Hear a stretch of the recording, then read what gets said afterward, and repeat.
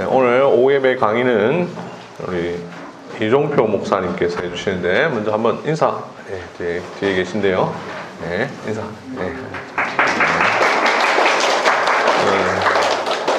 강사 소개를 해드리면 우리 이종표 목사님은 저와 신학교 동기이고요. 제 기숙사 옆에 방을 쓰셨는데 저보다 한 살 형님이고 학교 다닐 때는 이렇게 막 가깝게 지낸 건 아니고 학교 다닐 때 뭐 저랑 같은 스타일이라고 생각도 못했고 개혁신학에 대해서 관심이 있는지 잘 몰랐는데 졸업 후에 네덜란드로 유학을 가시더니 그래서 좀 관심이 있구나 이렇게 생각을 했는데 오늘 제가 우리 교회에서 그때 캐나다 개혁교회 예배 실황을 여러분들에게 보여드리기 위해서 검색을 하다가 보니까 제가 아는 사람이 장로석에 앉아있는 것을 보고 거기서 장로가 되었다는 사실을 알게 되었습니다. 그곳에서의 경험을 책으로 쓰셨는데 캐나다 개혁교회 체험기라는 책을 쓰셨습니다. 또 지금은 번역 활동을 하시는데 이제롬이라는 이름으로 번역을 활동하십니다. 장로가 목사가 되는 경우는 종종 볼 수 있죠. 장로로 섬기시다가 내가 목사가 되야겠다. 근데 목사가 장로가 되는 경우는 여러분들 보신 적이 별로 아예 없으실 겁니다. 아예 생각도 안 해보셨을 것입니다. 그런 게 있는가. 그런데 우리 고신에는 고신에서 목사로 살다가 유학이나 여러 가지 이유로 다른 지역에 가셔서 그곳 개혁교회에서 장로로 섬기셨던 분들이 종종 있는데 많지는 않지만 우리 이종표 목사님도 캐나다 개혁교회에서 고신 목사 신분으로 갔지만 가서 장로로 피태이 되셔서 섬기셨고 우리 고신대학의 송영목 교수님 같은 분도 남아공 개혁교회에서 신학 안수받고 유학 갔는데 거기서 장로로 섬기셨던 경험이 있습니다. 그 외에도 그런 경우들이 있습니다. 캐나다 개혁교회에서는 심지어 장로로 섬기다가 집사로 섬기다가 또 집사로 섬기다가 장로로 섬기다가 이렇게 하는 경우도 있습니다. 오늘은 그곳에서 있었던 경험을 중심으로 우리가 개혁교회라고 해서 뭐 특별히 다르게 하는 게 아니라 사실 성경에 있는 대로 우리가 지금 요즘 계속 설교하고 있는 대로 성경에 있는 대로 장로의 직무를 어떻게 감당했는지에 대해서 구체적인 경험을 듣도록 할 텐데 들으시고 유익이 있으시면 바라기 좋겠고 혹 질문 있으실 때 또 나중에 질문 받는 시간도 있을 테니까 기억하시기 바랍니다. 반갑습니다. 부산에서 온 이종표 목사라고 합니다. 부산에서 왔지만 저는 사투리를 하나도 안 쓰죠. 저는 원래 서울 태생이고 서울에서 살다가 신학 공부하고 부산 원어민을 만나서 부산에서 이제 살고 있습니다. 그래서 현재는 이제 부산에 있는데 우리 또 손 목사님께서 귀한 자리로 저를 불러주셔서 오늘 이렇게 함께 장로에 대한 이야기를 나눌 수 있게 돼서 참 감사하고 영광스럽게 생각합니다. 점심 때 너무 얘기를 많이 해놓은 모양입니다. 오늘 아침에 이제 새벽 기차로 올라오면서 그런 생각을 좀 했습니다. 여러분은 선물 요즘에도 이렇게 생일잔치 같은 거 하나요? 아이들 생일잔치 같은 거 이렇게 친구들 불러서 하고 이렇게 하는지 모르겠는데 제가 캐나다에 있을 때 제가 아이가 둘이 있습니다. 지금은 이제 중3 초6 나이인데 그때 이제 둘 다 초등학교 다니고 있을 때였는데 학교에서 저희 큰아들은 1월생이어서 캐나다 이쪽 서쪽 지역은 1월 달에는 눈도 오지만 비가 많이 옵니다. 비가. 그래서 이제 야외 활동은 하기 어렵고 이제 주로 학교 체육관에서 생일잔치를 이렇게 했어요. 반 친구들 모아놓고 그러면 이제 막 뛰어놀고 뭐 간식 먹고 이렇게 하다가 이제 클라이맥스가 딱 있죠. 딱 가운데 딱 둘러앉고 가운데 이제 주인공인 이제 저희 아이가 딱 앉고 그러면 아이들이 선물을 막 가져와가지고 선물을 주는 그런 선물 증정식 같은 거를 합니다. 그러면 이제 가운데 있는 딱 그 주인공이 된 사람은 기분이 좋겠죠. 친구들이 딱 둘러가지고 선물 하나씩 주고 그거 다 뜯어보고 하는 그런 자리를 갖고, 또 제 딸은 7월생이라 한여름에 또 태어나서 얘는 이제 주로 생일잔치를 공원이나 바닷가나 이런 데 가서 했어요. 근데 그런 때도 역시 막 놀다가 물에서 놀고 뭐 이렇게 하다가 또 이제 또 어느 시간이 되면 딱 둘러 앉아갖고 선물 증정식을 하고 그러면 또 주인공이 된 그 딸 아이는 너무 황홀한 표정으로 선물을 뜯어보고 이렇게 하는 그 생일잔치를 자주 했었는데, 매년 했었는데, 제가 이제 부산 안에서 올라오는 기차에서 그런 생각이 드는 게, 여러분들 이제 장로를 세우시려고 하는데 어떤 마음이 드십니까? 아, 장로님 이제 생기면 우리 이제 큰일 났다. 장로님 눈치 봐야 되고, 장로님 무서운 얘기 하면 어떡하지? 막 되게 좀 부담이 되고 그러시는지, 아니면 우리도 이제 장로님이 생기면 정말 조직교회로서 더 교회의 모습을 잘 갖춰서 우리를 잘 돌봐주시겠지 하고 설레는 마음이 있으신지. 그러니까 저희는 제가 왜 이런 얘기를 하냐면, 사실 목사님도 그렇고 장로님도 그렇고 집사님도 그렇고 이 교회의 직분자는 교회의 주인이신 그리스도께서 우리에게 주시는 선물이잖아요. 여러분들을 다 자식처럼 생각하시고 여러분들을 너무 아끼셔서 여러분에게 귀한 선물을 주시는 거잖아요. 성경에 그렇게 얘기를 했죠. 그래서 이 주님의 선물을 받으려는 여러분들이 어떤 마음이실까? 정말 그 선물에 대해서 기대를 하고 설레는 마음이 있을까? 아니면 부담스러운데? 딱히 없어도 될 것 같은데, 이런 마음을 갖고 계신지. 바라기는 여러분 모두가 이 선물을 정말 기대하는 마음으로 기다리시고, 그래서 그 선물을 주셨을 때 주님께 정말 감사한 마음으로 그 선물을 받으셨으면 좋겠다, 그런 생각을 해봤습니다.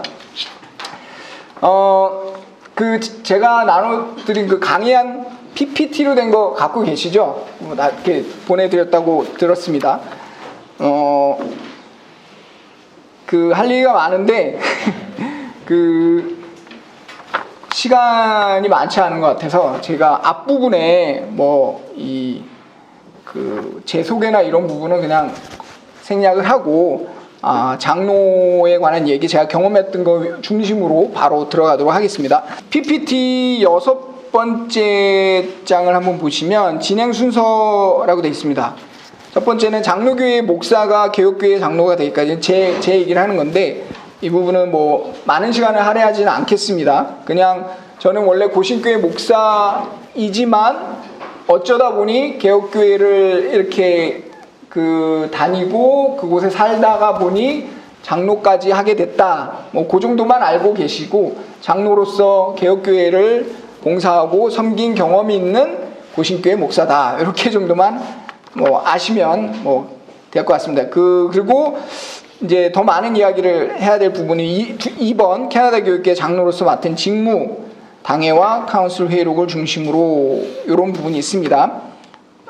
그 뒤에 이제 7번, 8번은 조금 더 이제 구체적으로 목록을 보여드린 건데, 넘어가서 사진 많이 나오죠. 제가 이제 유학을 갔던 네덜란드, 그리고 또 교회를 보고 경험하려고 했던 캐나다 개혁교회 온타리오 쪽의 모습들, 이런 거 사진으로 많이 좀 보여드리고 싶어서, 여러분 이미 설교는 한 10대 번 들으셨으니까 좀 더 눈에 보이는 모습을 많이 보여드리려고 제가 사진을 넣었는데, 이렇게 시간 관계상 개인적으로 보시고 자, 쭉쭉 넘어가도록 하겠습니다. 넘어가서 33번 정도 보시면, 제가 이제 장로로 섬겼던 교회가 캐나다 서부 밴쿠버 인근의 서리라는 곳에 마라나타 캐나다 교회입니다. 그 사진들 이렇게 쭉 보시고, 그 다음에 이제 중요한 거는 41번에 장로교회 목사가 개혁교회 장로가 되기까지, 목사가 장로가 되다. 오전에도 목사님 말씀하셨지만 우리나라 상황에서는 흔히 일어나는 일은 아닙니다. 그러나 개혁교회에서는 이제 이런 일들이 간혹 일어나기도 하는데 그게 어떻게 가능한지 42번에 보시면 직분자 선출 방법, 또 임기제에 관한 얘기 잠깐 하고 타직분으로의 전환, 어떤 직분에 대해서 어떤 인식을 갖고 있길래 이게 가능한가 그 얘기를 좀 하고, 주로 이제 캐나다 교육계의 교회 질서, 우리 장로교의 헌법이라고 하는 그 유사한 문서가 있는데 그거를 중심으로 좀 보도록 하겠습니다. 자, 43페이지 보시면 교회 질서, 캐나다 교육계의 교회 질서 제3조에 직분을 얻기 위한 부름 이렇게 되어 있습니다. 직분을 얻으려면 어떤 공적인 부르심이 있어야 되는가 그 얘기를 하고 있습니다. 제가 간단하게 읽어보겠습니다. 적법하게 부름을 받지 못하면 그 누구도 스스로 일체의 직분을 취할 수 없다. 오직 남성 교인들 중에서 오늘 오전에 설교 들은 것처럼 공적 신앙 고백을 하고 성경에서 제시된 조건에 적합한 자로 여겨지는 사람만이 직분을 얻을 수 있는 자격이 있다. 직분자 선출은 전 교인의 협력하에 하되 먼저 이를 위해 기도한 후 집사와 함께하는 당회에서 정한 선거 규정에 따라한다. 요게 이제 캐나다 교육교회 전체 교회 질서에 이렇게 규정을 하고 있다 보니까 실제로 장로나 집사 이런 직분자를 정하는 구체적인 규정은 교회마다 조금씩 다릅니다. 뭐 선거 수 뭐 그런 거 있지 않습니까? 그런 아주 구체적인 숫자는 교회마다 조금씩 다르고 룰도 조금씩 달라요. 그건 교회에서 당회에서 여기 집사와 함께하는 당회라고 하는데 요걸 이제 흔히 그쪽 말로는 영어로는 council이라고 부르거든요. 거기서 정해서 이제 자기 교회의 형편에 맞게 행할 수 있습니다. 그리고 그 밑에 내려가면 또 노란 글씨로 임명도 이렇게 정한 규정, 자기 교회의 정한 규정에 따라 이렇게 한다. 그리고 임직이나 위임에 앞서 형제들의 이름을 최소 2주일 연속 교인에게 공포하여 동의를 얻도록 한다. 그리고 예식서 갖고 한다. 이런 내용이 있습니다. 그래서 요런 제가 있었던 그 마라나타 교회도 그 자체 규정을 갖고 이렇게 선거를 통해서 이제 보통 일반적으로는 교인들한테 이제 추천을 받습니다. 교인들한테 추천을 받으나 그거는 강제력이 있는 건 아니고 꼭 추천받은 사람만 해야 되는 건 아니고 그걸 갖고 카운슬에서 직분자들이 회의를 해서 이 사람이 추천받은 사람이 정말 적합한가 이런 것들을 논의를 하고 직분자들이 보기에 적당하지 않다라고 싶으면 그 목록에서 제외하기도 하고, 그리고 목록에는 없지만 추천자 목록에는 없지만 장로들이 신방을 하면서 이 사람은 좀 괜찮은 것 같다 그러면 이제 목록에 올리기도 하고 이렇게 할 수 있습니다. 그게 카운슬의 권한입니다.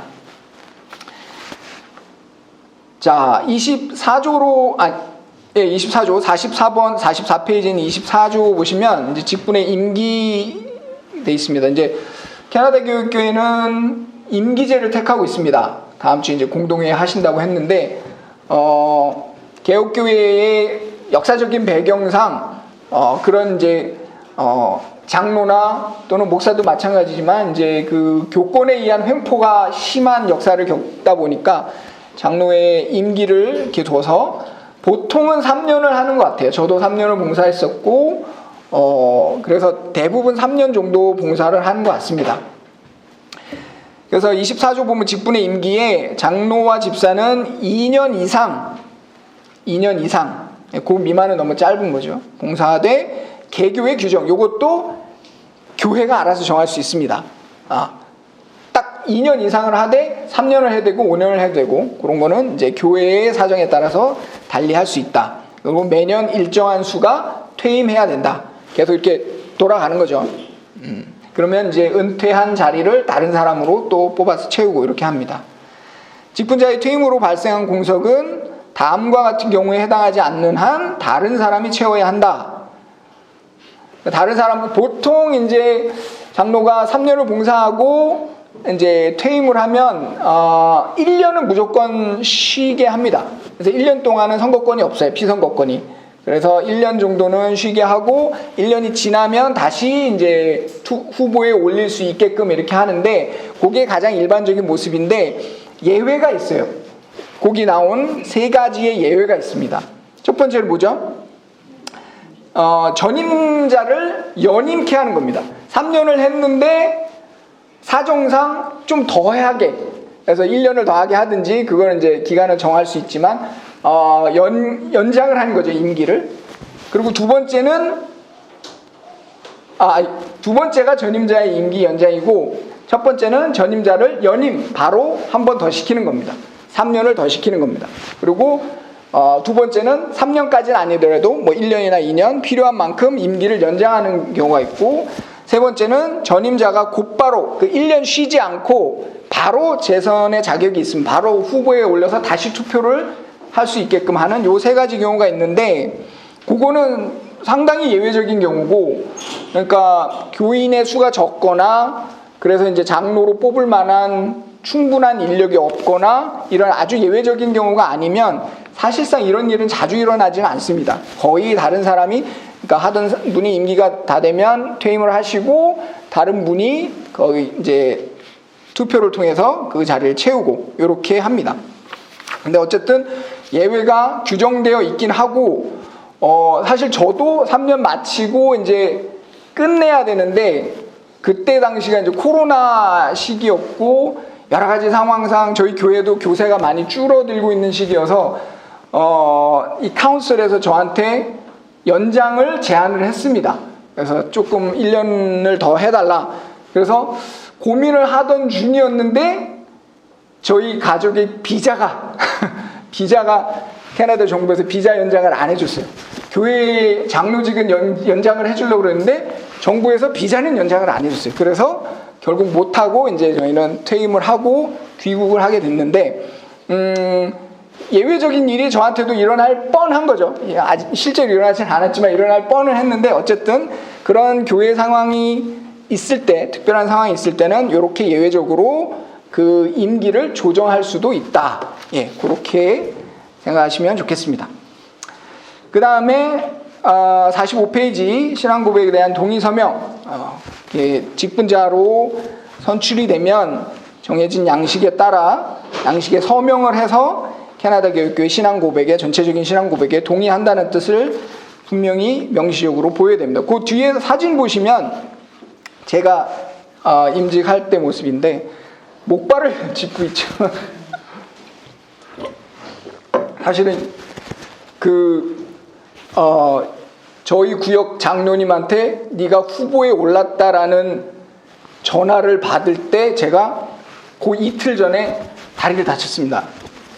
애랑 딸이랑 놀이터에서 놀다가 까불다가 제가 다리를 다쳐가지고 급히 수술을 하고 목발을 짚고 교회를 갔는데 저희 구역 장로님이 너 후보에 올랐다 이렇게 얘기를 하셔가지고 너무 놀래고 당황스러웠으나, 결국에 어떻게 해서 이제 투표를 해가지고 제가 장로에 선출되게 됐고, 그 예배 후에 이제 그 서명을 하는 과정입니다. 제가 앞에 나가서 여기 이제 그 왼쪽에 보면 그 안경 쓰신 분, 이분이 목사님이에요. 그분이 이제 펜을 이렇게 전달하면 그 밑에다가 이제 서명을 하는 거. 그 두 번째 장면이 제가 서명을 하고 있는 모습입니다. 이렇게 해서 모든 직분자들이 우리 교단이 고백하는 신앙 고백에 저도 동의합니다라는 걸 공적으로 딱 서명을 하고 직분을 시작을 하게 됩니다. 자, 48페이지 가면 타직분으로의 전환, 직분의 인식에 관한 이 부분은 간단하게 살펴볼게요. 쉽게 얘기를 하면 개혁교회라는 곳에서 직분은 높낮이가 없습니다. 어떤 직분이 더 높고 낮고, 또는 어떤 직분을 차례대로 이렇게 밟아 올라가든 무슨 승진을 하듯이 이렇게 밟아 올라가는 이런 개념이 전혀 없어요. 직분은 오직 그 사람에게 주신 은사에 따라서, 하나님께서 그 사람에게 주신 은사에 따라서 그 교회를 잘 섬길 수 있는 사람을 뽑는 거지, 누가 더 높고 낮고, 같은 직분 안에서도 마찬가지고, 목사들 안에서나 장로들 안에서나 집사들 안에서도 마찬가지고, 그 서로 다른 직분들 사이에서도 마찬가지입니다. 거기 제가 이제 인용한 뭐 25조, 17조, 13조, 74조 이런 거 다 살펴보시면 결국에는 직분자들이 서로 동등하고 평등하다라는 얘기를 강조를 많이 합니다. 그래서 누가 누구를, 우리 교회 형편에서 이제 그 수장로라는 개념이 있지 않습니까? 먼저 선임 제일 먼저 장로가 된 사람들이 수장로, 머리 숫자 써 수장로고, 그 사람이 당회에서 좀 더 입김이 세고 힘이 있는 것처럼 더 존중을 받아야 되는 것처럼 이렇게 얘기를 하는데, 개혁교회 직분론에서는 이제 그런 개념은 전혀 없고요. 누가 장로가 되고 누가 집사가 됐든 서로 도와서 함께 교회를 봉사하고 섬기는 입장이기 때문에 높낮이가 없다. 그렇기 때문에 목사인 저도, 제가 고신교회 목사지 캐나다 교육교회 목사가 아니니까, 저는 그냥 거기 가면 고신교회 목사하던 사람이 개혁교회의 성도가 되는 겁니다. 그러니까 이 사람 자체를 보고, 아, 이 사람이 우리 교회를 위해 어떤 부분에서 섬길 수 있을까를 판단해서, 아, 이 사람이 장로를 하면 좋겠다 싶으니까 후보에 올리는 거고, 그렇게 해서 교인들이 투표를 해서 저를 장로로 뽑기도 하는 거고, 또 실제로 저하고 같이 장로를 했던 분들 중에는 집사를 하시던 분이 장로를 하다가 또 다시 장로하고, 이런 일이 실제로 있습니다. 임기를 마치고 쉬다가 이제 다른 직분으로 또 뽑혀서 투표를 해가지고 해서 이렇게 섬기고, 그 교회의 상황, 그 교회의 필요, 그리고 각 사람에게 주신 은사, 이게 직분을 뽑는 거의 유일한 기준인 거죠. 다른 어떤 외적인 그런 것도 없이. 그래서 직분에 대해서는 그런 인식을 갖고 있기 때문에, 물론 목사는 조금 다르죠. 목사는 이제 여러분도 아신 것처럼 공부를 오래 해서 평생을 이제 그 직분을 위해서 사시는 거고, 세상 일을 하지 않기 때문에 교회가 생활을 도와드리는 거고, 그러다 보니까 개혁교회 안에서도 목사라는 직분은 좀 더 명예가 있고 존중을 하고 그런 건 사실입니다. 그렇게 임기로 돌아가는 게 아니잖아요. 평생 하는 거기 때문에. 그래서 이제 그런 차이는 있지만, 그래도 목사들 사이에서는 뭐 실제로 이제 캐나다 교육교회는 거의 한 교회의 목사는 한 명인데, 간혹 규모가 이제 커지는 교회가 있어요. 예를 들면 학교가 주변에 있다거나, 이 사람들은 다 기독교 학교를 보내거든요. 그 기독교 학교는 그 교회 교인들이, 부모들이 힘을 합쳐서 기독교 학교를 세웁니다. 그래서 자기 자녀들을 그렇게 같은 신앙 안에서 교육하는 학교를 세워서 이렇게 하는데, 그 학교가 이렇게 교회 주변에 있으면 그 교회는 아무래도 사람들이 많이 몰리다 보니까, 어린 자녀를 둔 가정들이 많이 몰리다 보니까 그런 교회는 규모가 많이 커지는 경우가 있어요. 이러면 이제 보통 한 500 넘어가면, 600, 500, 600 넘어가면 목사 혼자 감당하기 힘들다, 이렇게 보고 목사님을 한 분 더 청빙을 합니다. 그런데 이때 목사가 둘이 돼도 먼저 온 목사가 높은 목사가 아니에요.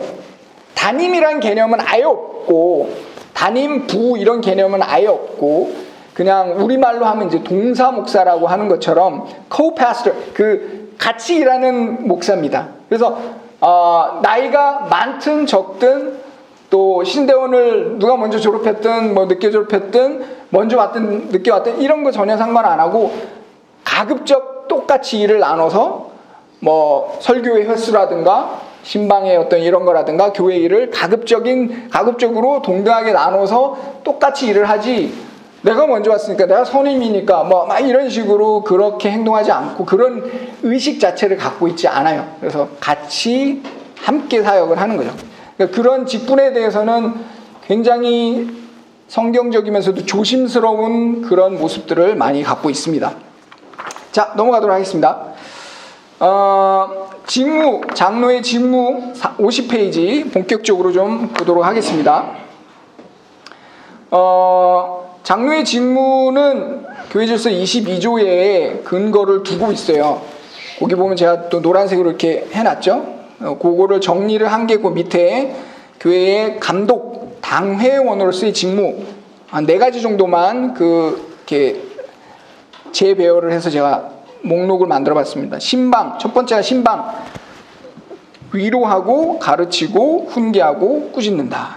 그 다음에 말씀 사역자를 돕고 말씀 사역자의 교리와 행동을 감독한다. 세 번째는 성례를 정결하게 지킨다. 네 번째는 기독교적 권징. 이렇게 볼 수 있습니다. 자, 근데 넘어가서 52페이지 보면 당회와 카운슬 이 개념 조금만 더 설명을 해보도록 하겠습니다. 53페이지 보면 이 장로가 되면 이제 회의에 참석해야 되는 게 몇 가지가 있는데 거기 5가지가 있죠.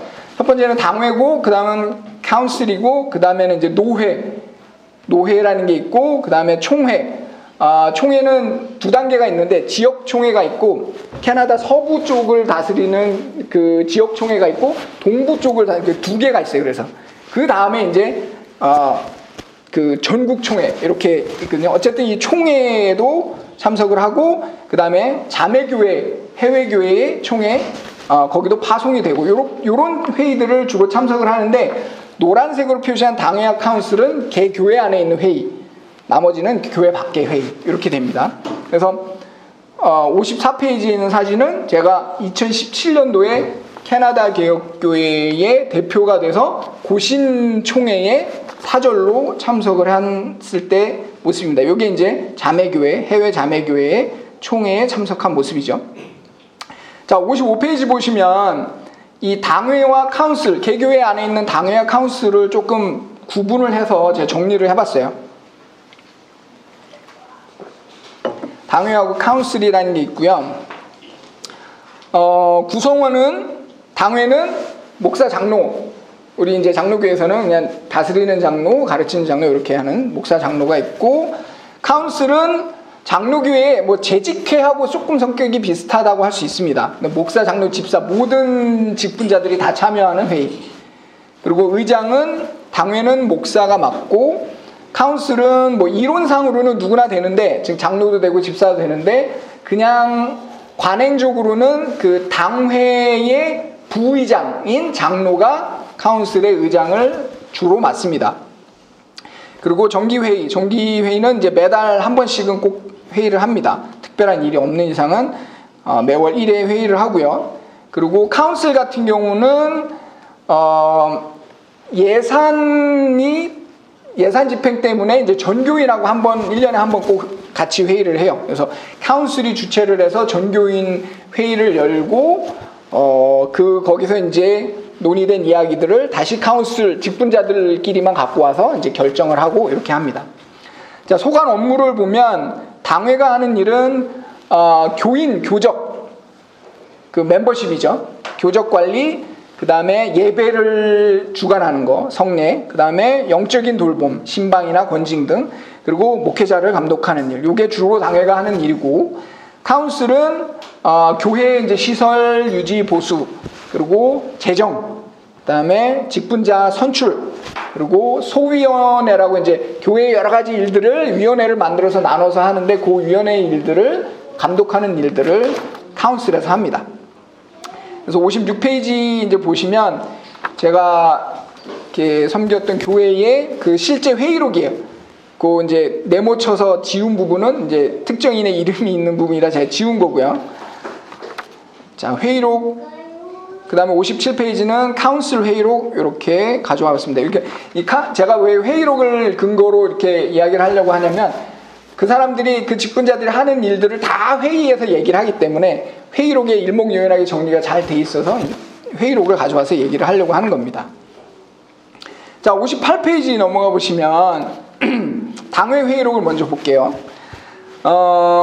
이제 마라나타 캐나다 개혁교회의 그 회의를 위한 의제예요. 지금 문서가 제가 오른쪽에 이렇게 번역을 해서 붙여놨습니다. 그래서 목사가 의장을 맡고, 의장이 개회선언을 하고, 성경 구절을 읽고, 찬송을 하고, 기도하고, 누가 결석했는지 확인하고, 그 다음에 안건. 보통은 이제 당회가 있으면 최소 한 주 전에 이 의제를 모든 당회원들, 목사 장로에게 보냅니다. 그래서 무엇을 회의를 할 것인가를 미리 살펴보고 생각을 하고 회의에 오게끔 하는 거죠. 그 다음에 이전 회의록, 지난달에 했던 회의록을 한번 검토를 하고, 그리고 이제 바로 들어가는 일이 멤버십에 관한 이야기를 합니다. 등록 교인 수, 현재 등록 교인 수 몇 명인지, 그 다음에 한 달 사이에 태어난 사람이 있는지. 왜냐하면 주로 태어나면 세례를 받기 때문에, 그리고 이 사람들은 세례를 웬만하면 한 달 안에 다 받습니다. 아이가 태어나면. 한국인으로서는 조금 상상하기 힘든 일인데, 제 딸도 제가 직접 세례를 줬는데 2주 만에 세례를 줬어요. 그리고 보통은 2주, 빨리 나오는 사람은 1주 만에도 옵니다. 서양 여성들의 생물학적인 특징인지 그게 뭐 자세히는 모르겠지만, 그리고 이제 의료 시스템상 북미에서는 아이를 낳으면 이틀 안에 집에 보냅니다. 퇴원을 시킵니다. 그러니까 이제 여러 가지 문화적인 맥락이 있어요. 이제 서양 사람들은 집이 제일 편한 곳이다라는 생각을 갖고 있습니다. 항상. 그래서 그 어떤 곳보다도 집이 제일 편한 곳이다. 내가 사는 곳이고. 그리고 이제 우리나라처럼 이렇게 아파트나 이런 데 사는 게 아니라 다 하우스에 살잖아요. 이제 큰 집에. 뭐 꼭 클 필요는 없지만 하우스에 살고 자기가 생활하는 곳이기 때문에 집에서 쉬는 게 제일 편하다, 이런 인식들이 있어서 아기를 낳고, 그러니까 수술이 아니라 자연분만을 하면 늦어도 3일 안에는 다 퇴원을 합니다. 그래서 집에 돌아가서 쉬고 이렇게 하거든요. 뭐 산후조리원 이런 것도 없고, 저는 다리 수술을, 아까 그 다리 수술도 이게 힘줄이 끊어져서 큰 수술을 했는데 저도 이틀 만에 퇴원했습니다. 집에 가서 쉬세요 이럽니다. 그래서 이 사람들은 뭐 그래요. 의료 시스템이 그러다 보니까 어쨌든 아기가 태어나면 한 달 안에는 무조건 세례를 받아요. 그러면 세례 교인 수가 늘어나게 되는 거죠. 그래서 당회를 할 때마다 출생 여부를 꼭 확인하고, 그 다음에 세례 받은 사람, 뭐 이거는 이제 아이 세례 말고 또 성인 세례도 포함하는 거고, 혼인을 하면 그 교인 수가 줄 수도 있고 늘 수도 있지 않습니까? 한 명이 올 수도 있고 한 명이 갈 수도 있고, 혼인 이런 것도 하고, 이명, 다른 교회로 가는 이명에 대한 얘기도 하고, 또 이제 완전히 새신자 들어오는 거 이런 것도 얘기를 하고, 어쨌든 교적에 대한 이야기를 합니다. 자, 59페이지로 가보겠습니다. 그 다음에 나오는 이야기가 이제 그 감독에 대한 얘기예요. 감독과 어떤 돌봄에 관한 이야기를 합니다. 그 영어로 보시면 extra care list라고 되어 있는 게 보이시나요? A 이렇게 돼서 extra는 말 그대로 extra예요. 조금 더 돌봄이 필요한 사람들입니다. 그러니까 일반적으로 정기적으로 신방을 해서 돌보는 사람이 아니라 평소에 조금 더 특별한 케어가 필요한 사람들을 따로 목록을 작성을 해가지고 관리? 돌봅니다. 예, 그래서 거의 자기 구역마다, 장로들 구역마다 한두 사람씩 이상 꼭 있어요. 나중에 알고 보니까 저도 이 목록에 있었습니다. 왜냐하면 유학생이고 외국 사람이고 또 뭐 그래서 그랬던 모양이에요. 그래서 저도 이 목록에 있었고, 제가 장로를 할 때 저희 구역에도 이런 분들이 있었어요. 이제 그 정신적으로 약간 힘드신 분, 그런 그 anxiety라죠. 불안 증세가 있어가지고 이렇게 사람이 모인 데서는 예배를 못 드리시는 분이에요. 그래서 항상 집에서 방송으로 드리던가, 나중에는 좀 좋아지셔가지고 교회에 이제 지하실 다른 공간에다가 그 스크린하고 이렇게 스피커를 따로 해드려가지고 교회는 오시되 예배는 혼자 따로 드리실 수 있게 이렇게 또 해드리기도 했는데, 요런 분, 또 아니면 뭐 미혼 여성이었는데 이분은 그 건강상의 문제가 있어가지고 교회 예배 출석이 좀 이렇게 쉽지 않은 분, 이런 분들, 아니면 아예 이제 노인분인데 그 요양원 같은데 들어가 계신 분, 그래서 정기적으로 교회 예배 참석이 어려우신 분, 이런 식으로 뭔가 이렇게 일상적으로 예배에 참석하기 힘드신 분들은 따로 목록을 만들어서 장로들이 조금 더 자주 찾아가 보고 이렇게 관심을 갖고 이렇게 합니다. 그런 분들 이야기를 먼저 하는 거예요. 4번에서. 그 다음에 이제 5번에 reports라고 되어 있는 게 이제 정기신방. 이거는 정해진 그 기간 동안 하는 그 정기신방에 대한 이야기를 합니다. 그래서 home visits라고 되어 있는 게 이제 이게 신방이죠. 신방 얘기를 좀 많이 해야 되는데 시간이 제가 허락되는 데까지 한번 해보겠습니다. 자, 신방을 왜 하는가? 뭐 이거는 원리적인 얘기니까 여러분 많이 들어보셔서 알겠죠. 저는 그런 것 같아요. 요한복음 10장 14절을 보면 나는 선한 목자라, 나는 내 양을 알고 양도 나를 안다, 이렇게 했죠. 이게 아는 게 되게 중요한 것 같아요. 예. 목자가 됐으면 양을 알아야 되는 것 같아요. 잘 모르는 양을 어떻게 돌볼 수가 있겠습니까? 그래서 알기 위한 작업을 하는 것 같습니다. 자, 신방의 주체는 개혁교회에서는 이제 주로 장로님들이 신방을 합니다. 구역을 나눠서 하기도 하고 이제 교회 규모에 따라서 그래서 그 구역을 나눠서 그 구역에 교회 규모가 좀 있으면 구역마다 2명의 장로를 세우고 그리고 교회 규모가 좀 적다 싶으면 1명씩 세우는데 신방은 거의 예외 없이 2씩 하거든요. 그러니까 다른 구역 장로하고 같이 갑니다. 이렇게. 그래서 1, 2, 3, 4, 5 구역 있으면 1구역 장로하고 2구역, 2구역, 3구역, 3구역, 4구역, 4구역, 5구역 이런 식으로 같이 짝을 지어서 항상 2명이서 신방을 합니다.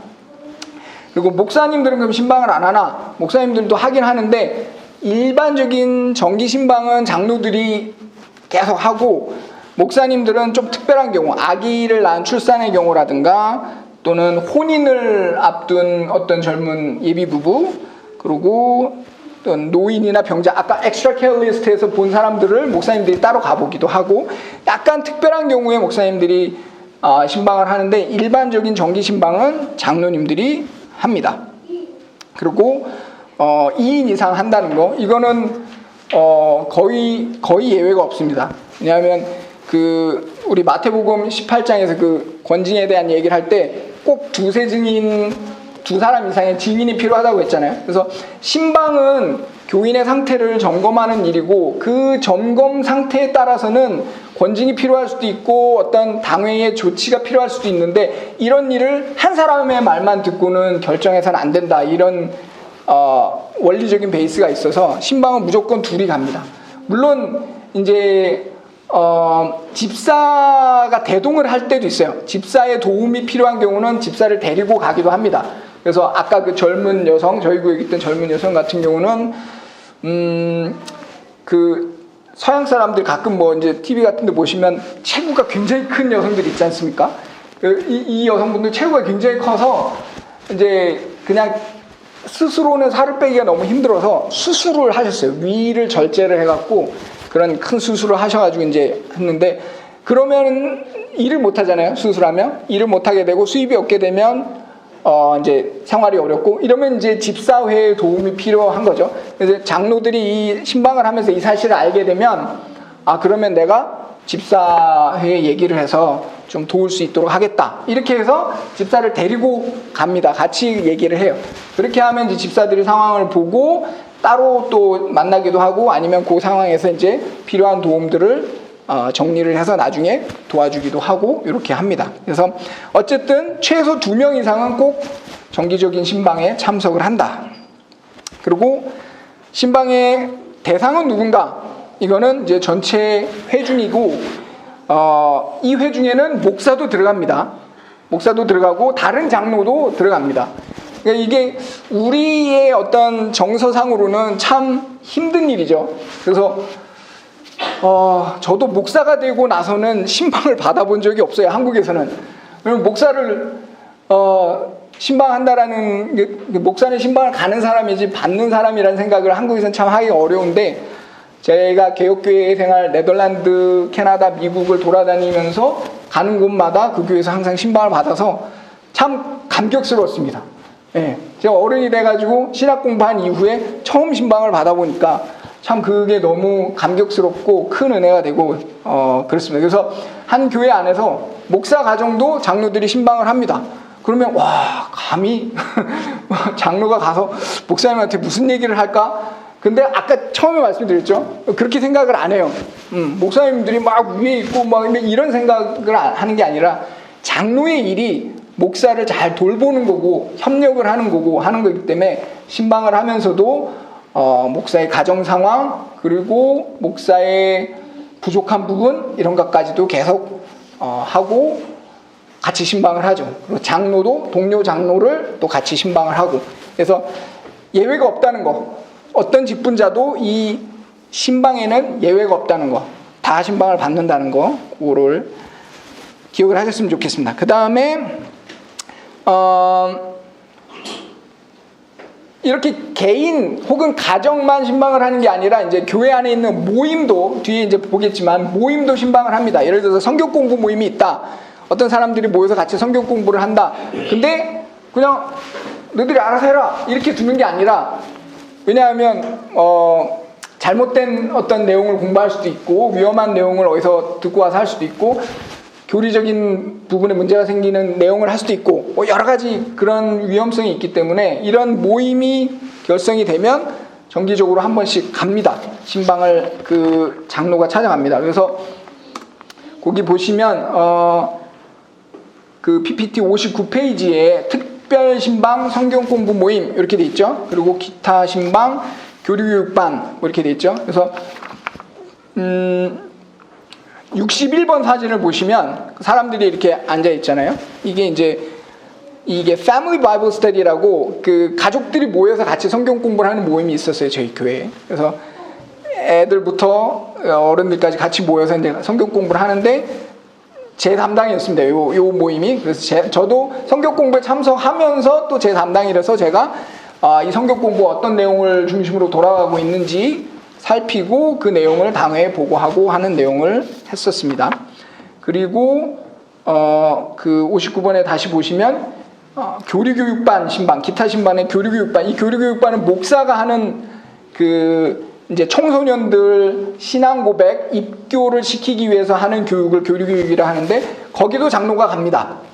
제가 마지막 해에는 요 반에 이제 신방을 갔어요. 그때는 코로나 중이어서 이 교류교육을 줌으로 온라인으로 해서 저도 온라인으로 들어가서 무슨 내용을 하고 있는지를 살펴보고 보고를 하고 했습니다. 그래서 개인 가정을 방문할 뿐만 아니라 이런 모임도 장로들이 계속 정기적으로 가서 신방을 한다라는 내용입니다.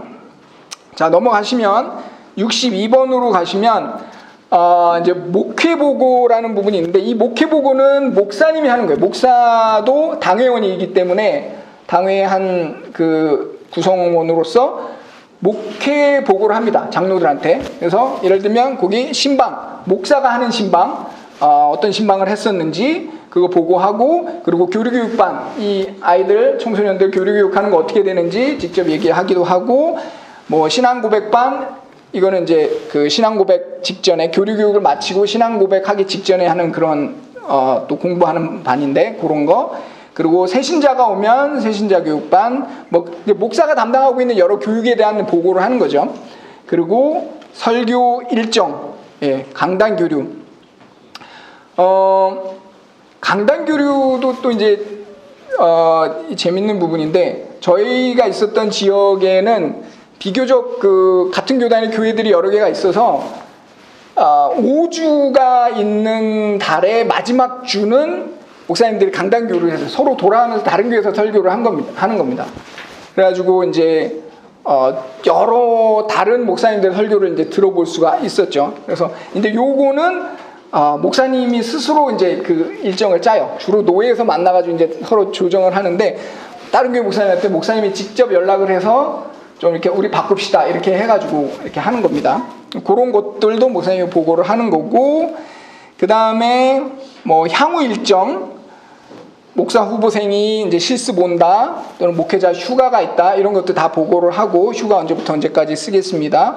그런 얘기하고, 그 다음에 이제 설교 평가가 있죠. 저희 교회는 1, 4, 7, 10월에 정기적으로 설교 평가를 했습니다. 설교 평가는 오해하지 마시고 설교를 비판하는 게 아니고 설교에 대한 교인들의 이야기를 듣는 시간입니다. 장로들이 신방을 하잖아요. 그러면 신방을 하면 신방을 하면서 여러 가지 얘기를 하는데 사실 제일 중요한 게 말씀으로 잘하고 있는가, 목사님의 설교를 통해서 그게 양식을 삼아 성장하고 있는가, 이게 이제 제일 중요한 부분 중에 하나죠. 그래서 이제 그런 설교 얘기를 하게 됩니다. 목사님의 설교가 뭐 은혜가 되고 있는지 유익을 얻고 있는지 이런 것들을 물어보면 성도들이 이제 여러 가지 얘기를 하죠. 뭐 어떻게 된다 이렇게 얘기를 하는데 간혹 불만이 있는 이제 성도들도 있어요. 목사님 설교가 너무 뭐 이런 것 같아요. 좀 이렇게 해줬으면 좋겠어요. 막 이런 얘기들을 장로로서 이제 듣죠. 그러면 이제 그런 얘기를 이제 듣고 당회 회의를 할 때 이제 같이 이야기를 하는 거예요. 그러니까 어떤 편을 들거나 그러면 안 되고 장로가 돼서 그 신방을 할 때 교인들이 막 뭐 불만을 얘기를 하더라도 거기를 뭐 맞장구를 친다든가 뭐 그렇죠. 아니면 뭐 적극적으로 막 목사님 편을 들어서 그렇게 생각하면 안 돼. 이렇게 하는 게 아니라 장로들은 다 듣습니다. 다 듣고 그렇구나라고 이렇게 듣고 그러고 나서 할 수 있는 위로를 하고 당에 와서 이제 이야기를 하죠. 당에 와서 누가 이런 이야기들을 하더라. 근데 장로 개인의 또 생각을 할 수가 있죠. 저도 이제 한 젊은 교인이 요즘 우리 목사님 너무 부정적인 얘기 많이 해요. 죄에 대한 얘기 자꾸 하고 좀 분위기가 좀 밝았으면 좋겠는데 자꾸 좀 어두운 얘기 하시는 것 같아요. 이런 얘기를 한 적이 있었어요. 그래서 저도 이제 그걸 듣고 와서 당회에다 보고를 하고 그러나 내 의견은 거기에 동의하지 않는다. 지금 우리 교회 상황에서 꼭 필요한 내용이었다고 나는 생각한다. 이렇게 의견을 전달하고 같이 이야기를 하고 합니다. 예. 자, 그 내용이 설교 평가에 관한 얘기고요. 그 다음에 이제 유한권, 그 당시에는 이제 새로 임원 선출하는 게 있었고요. 그 다음에 63페이지로 넘어가 보면 신방과 관련돼서 몇 가지 좀만 더 얘기를 해보겠습니다. 신방의 시기는 이제 정기 신방은 그 전 교인을 대상으로 하는 거기 때문에 최소 1년에 한 번은 꼭 하려고 합니다. 예. 그리고 이 정기 신방은 그렇고 이제 뭐 필요에 의하면 더 자주 볼 수도 있고 또 그 외에 이제 사적으로는 언제든지 더 볼 수가 있는 거죠. 그리고 정기 신방은 그런데 이제 특별 신방 요거는 이제 말 그대로 특별한 일인 거죠. 아까 엑스트라 케어 리스트에 있었던 그분들이라든가 또는 요청이 있거나 장로가 보기에 조금 더 자주 좀 볼 필요가 있겠다 싶으면 자주 볼 수도 있습니다. 그리고 권징의 필요가 있는 경우 이런 경우가 제가 제 앞에까지는 그런 일이 별로 없었는데 제가 딱 그 임기에 있을 때 아주 심각한 일이 한번 있어가지고 굉장히 자주 신방을 거의 매주 보던 교인이 하나 있었어요. 결국에는 이제 안 좋게 좀 되긴 했는데 요런 특별한 경우, 그러니까 아픈 양이죠. 아픈 양인 경우에는 더 자주 만나보고 그렇게 하기도 합니다. 예. 그리고 신방의 방법에 관한 얘기를 하자면 시간은 뭐 딱히 정해진 건 없는데 주로 평일 저녁에 합니다. 주로 평일 저녁에. 왜냐하면 가족이 다 볼 수 있는 시간이 아무래도 가장들이 퇴근하고 돌아온 이후니까. 근데 이제 이것도 이제 한국하고 좀 다른 게 그 동네 가장들은 되게 퇴근을 빨리 합니다. 빨리 하는 사람 한 3시쯤에 하기도 합니다. 그러니까 사실은 가족들 보기가 참 쉬워요. 한국하고는 상황이 많이 달라요. 그래서 아침에 7시에 나가서 나는 3시에 퇴근할래. 그러면 자기가 그걸 조절을 할 수가 있어요. 그래서 신방 있는 날은 더 빨리 오기도 하고 보통 뭐 늦어도 6시면 다 집에 오고 하기 때문에 저녁 신방하는 게 그 사람들한테 큰 무리는 없습니다. 그래서 보통 일반적으로 저녁에 가고 그러다 보면 이제 이 신방 기간은 주로 9월부터 5월 사이에 하거든요. 이제 북미는 모든 것들이 다 9월부터 새로 시작하지 않습니까? 학교도 그렇고 뭐 그래서 9월부터 새로 이렇게 시작을 해서 그 신방도 9월부터 새로 이제 시작을 하고 5월까지인 거는 왜 그러냐면 이제 6월부터는 이제 거의 휴가철이 들어가기 때문에 6, 7, 8 요 한 석 달은 아무도 안 건듭니다. 이 사람들은 이게 제가 생각하기엔 북미의 큰 약점 중에 하나인데 연약한 측면 중에 하나인데 요 휴가 기간 때만큼은 아무도 건들면 안 됩니다. 자기들의 그 어떤 자유로운 휴가 이런 것 때문에 거의 뭐 교회도 큰 일 없이 이렇게 조용히 지나가고 그래서 5월까지 신방을 거의 다 마치는 것 같아요. 그래서 그 시기에 하고 그렇게 하면 이제 뭐 교회 규모마다 다르겠지만 보통 한 구역에 평균적으로 15가정 정도를 두거든요. 그러면은 신방을 하다 보면 한 주에 최소 한 번, 많으면 2번, 3번까지도 장로가 신방을 가고 그 주에 회의가 꼈다. 그러면 4일까지도 저녁에 나가게 되죠. 그러면 이제 장로도 다 사실 자기 일이 있는 사람인데, 자기 생업이 있는 사람인데, 일주일에 4일을 저녁에 매주 나가는 거는 상당히 큰 일이에요. 그 사람들에게는. 그래서 저가 장로할 때도 제가 한참 평일 저희가 자꾸 나가니까 저희 딸이 그때 한 3, 4살 이렇게 됐는데 바지끄댕이를 잡고 아빠 가지 마. 왜 자꾸 나가? 그래서 아빠가 교회 장로잖아. 우리 교인들을 도와줘야 되잖아. 그러니까 우리도 교인인데 왜 우리는 안 도와줘? 막 이래서 가슴 찢어지게 하는 일들이 자주 있었는데 그게 이제 그 장로들에게는 사실 이제 자기 생업을 갖고 살아가는 장로들에게는 굉장히 큰 희생이고 섬김의 일이었다는 거를 나중에 알게 됐어요. 그래서 굉장히 힘든 일인 것 같아요. 예. 그래서 3년 하고 나면 사실 다 진이 빠지더라고요. 그래서 저는 이제 장로 하기 전에는 3년 너무 짧지 않나? 그 일이 그 연속성 있게 이게 될까? 한 5년은 해야지. 3년 뭐 몇 번 보다 보면 장로 또 바뀌고 좀 그런데 했는데 제가 3년을 딱 하고 나니까 연장하자고 딱 얘기가 나왔을 때 깜짝 놀랐어요. 시겁했습니다.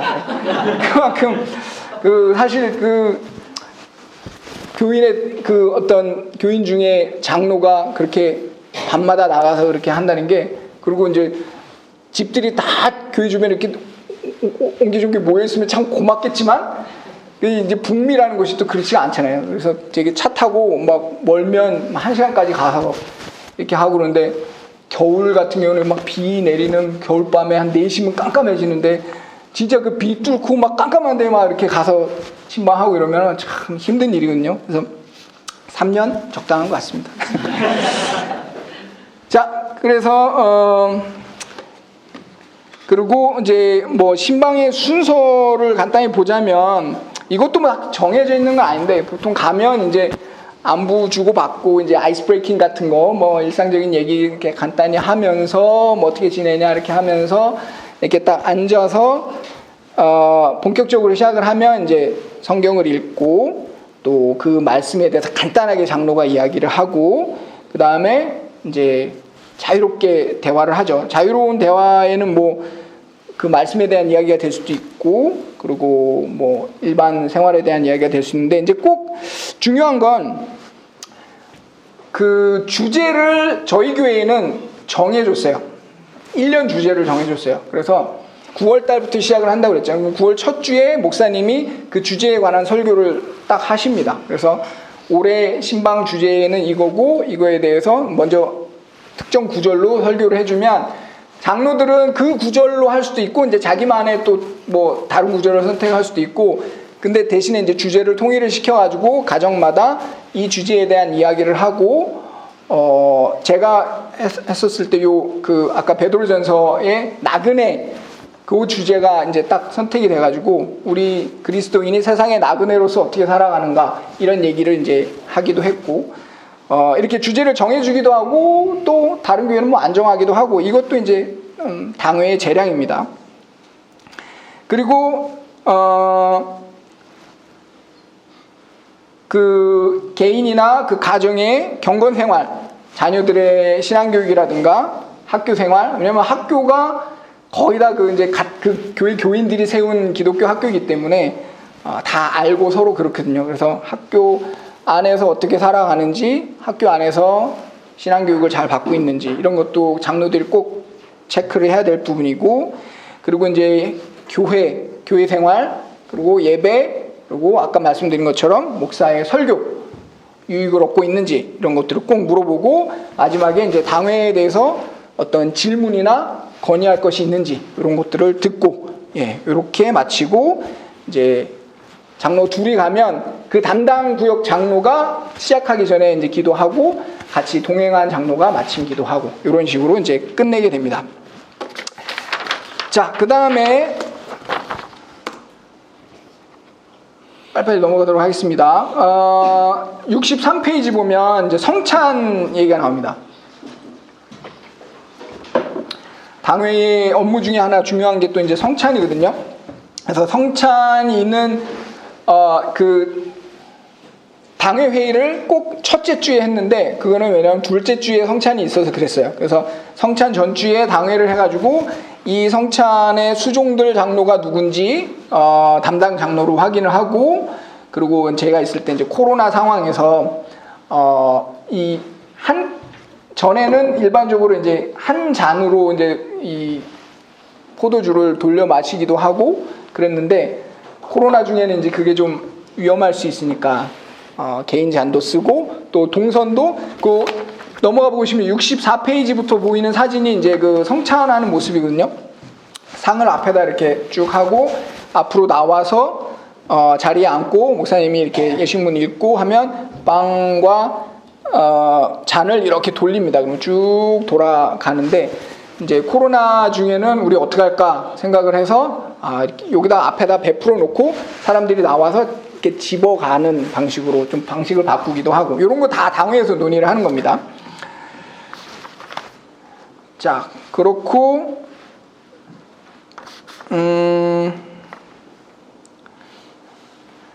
예, 성찬 부분 그렇고, 그 다음에 그 성찬 전에 이제 장로들이 신방을 할 수 있으면 좋은데, 사실 그렇게 지금은 그렇게 다 돌아보기는 힘들고, 그래서 뭐 전화를 하거나 이메일을 돌리기도 하고, 그리고 이런 경우도 있어요. 이제 다른 교회 일이 있어서 다른 교회를 가보려고 하는데 그 교회에 마침 그 주에 성찬을 한다. 그러면 기본적으로 개혁교회 안에서는 닫힌 성찬이라고 그래서 자기 교회 교인 딱 그 등록된 교인만 성찬상에 참여할 수 있고, 그걸 장로들이 감독을 하거든요. 그래서 성찬을 한다 그러면 아까처럼 이렇게 교인들이 앞에 테이블로 나와서 앉는데, 장로들이 딱 이 복도마다 딱 가서 장로들이 이렇게 봅니다. 딱 돌아다니면서 우리 교인들만 나오라고 눈짓을 합니다. 이렇게 나오라고. 그러면 이렇게 나와서 자리에 앉고, 교인이 아닌 사람은 못 나오게 막고, 이렇게 하는 작업들을 장로들이 하거든요. 근데 이제 다른 교회에 방문을 하려고 그러는데 마침 그 교회에 성찬을 한다. 그러면 우리 교회 사람은 거기 그 교회 성찬에 참여를 할 수가 없어요. 그 교회 등록 교인이 아니기 때문에. 근데 이런 경우에는 우리가 같은 신앙을 고백하는 같은 교회다라는 것을, 같은 교회에서 온 사람이라는 것을 증명을 해야 됩니다. 그게 이제 여행 증명서인데, 요거를 우리 교회 당회에다가 떼주세요 하면 그 서류를 하나 줘요. 그걸 갖고 다른 교회에 가서 제출을 하면 그 교회 성찬에 참여를 할 수 있습니다. 바꿔서 얘기를 하면 다른 교회 사람이 우리 교회에 와서 성찬에 참여하려면 요 여행증명서를 받아야 돼요. 그걸 미리 당회에다가 제출을 하면 장로들이 보고 된다 그러면 그 사람을 성찬에 참여할 수 있게, 이런 것도 이제 다 장로들이 관리를 하는 부분입니다. 그러고 나서 성찬이 끝나고 나서는 이제 장로들이 우리 구역에 불참한 사람이 있다면 연락을 해서 무슨 일이 있었는지 확인을 하고, 이런 것까지 장로들이 다 합니다. 자, 그리고 이제 67페이지 기독교적 권징으로 넘어가도록 하겠습니다. 이 부분은 이 PDF 말고 제가 따로 드린 그 PDF에 기독교적 권징 그 교회 질서 내용이 있는데, 그거를 그냥 한번 읽어보시면 될 것 같고, 지금 시간상 이 부분은 다 다루기는 좀 어려울 것 같고요.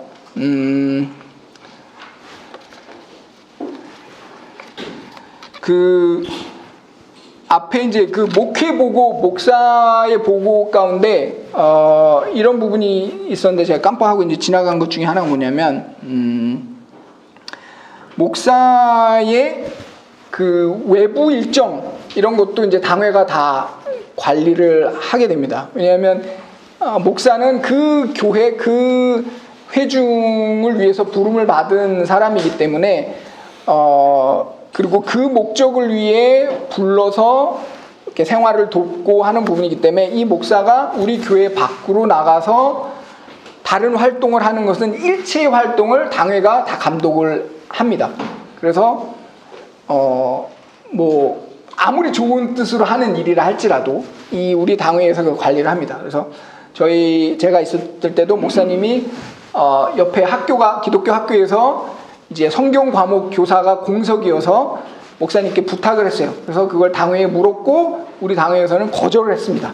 예, 지금 우리 교회는 그럴 만한 여력이 안 돼서 목사님 그런 일은 하지 마십시오라고 거절을 했고 목사님은 학교에다 그렇게 얘기를 해서 그 일을 못하겠습니다. 당회에서 허락하지 않습니다. 이렇게 해서 거절을 하고 또 뭐 집필을 한다거나 어디 강사로 간다든가 일체의 교회 외적인 일은 다 당회의 장로들이 관여를 해서 허락을 받고 논의를 해서 이렇게 관리를 합니다. 예, 굉장히 중요한 부분입니다.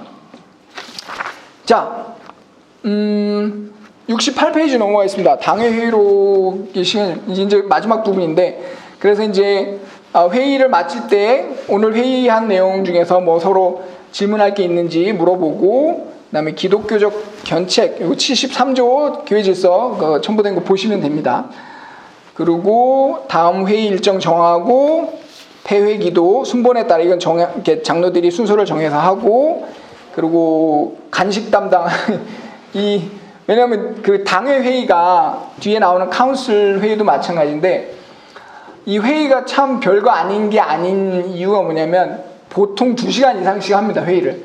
그래서 저녁 시간에 교회에 7시나 7시 반쯤에 모여서 자정까지 간 적도 있어요. 권징 사안이 들어가면 회의가 굉장히 길어집니다. 그래서 반드시 회의를 할 때 한 중간에 좀 쉬거든요.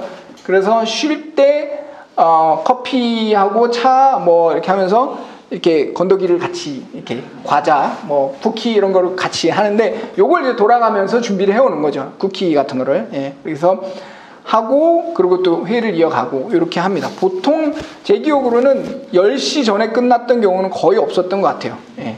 그래서 밤 한 10시 반, 11시까지 회의를 하고 이렇게 돌아갔던 것 같습니다. 자,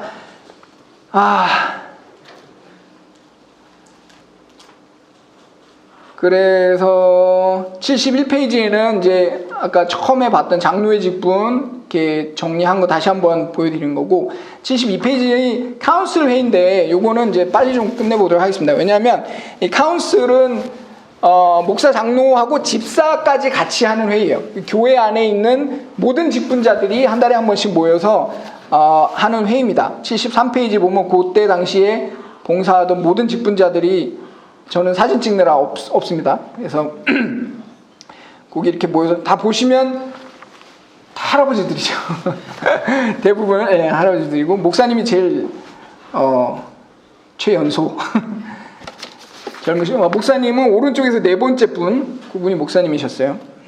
그 복장이 참 상당히 자유롭지 않습니까? 여러분들 뭐 개혁교회에 대해서 얼마나 아실지 모르겠는데 그 개혁교회에 대한 환상이랄까 그런 것 중에 하나가 굉장히 사람들이 막 수준이 높고 막 신학적 지식이 깊고, 물론 사실이기도 하지만 그러나 학벌은 그리 높지 않습니다. 캐나다라는 나라 자체도 뭐 대학을 많이 안 가고, 대학 안 가도 잘 먹고 잘 사니까 대학 많이 안 가려고 하고 열심히 일해서 이렇게 살려고 하는데, 이분들 중 상당수가 막노동판, 우리 소위 말하는 막노동판에서 일하는 사람도 많고, 건설 현장에서 일하는 사람도 많고, 농장에서 일하는 사람도 많고 막 그래요. 그래서 직업에 대한 그런 어떤 귀천에 대한 인식이 없어요, 이 사람들은.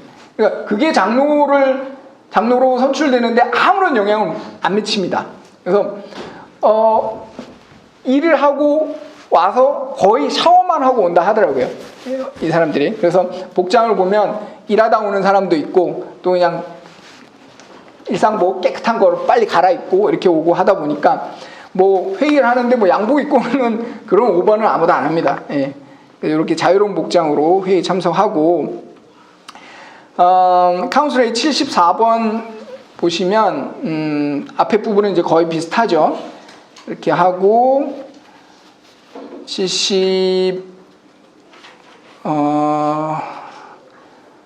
5번에 교회 시찰단, 이 얘기도 할 수 있으면 좋겠는데 이거는 이제 너무 얘기가 길어질 것 같아서 이거는 넘어가겠습니다. 76번, 쭉쭉쭉쭉 넘어갈게요.